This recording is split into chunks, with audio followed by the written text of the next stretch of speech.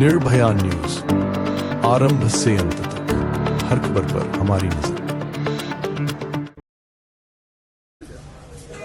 ચૂંટણી એટલે લોકશાહીના મહાપર્વ।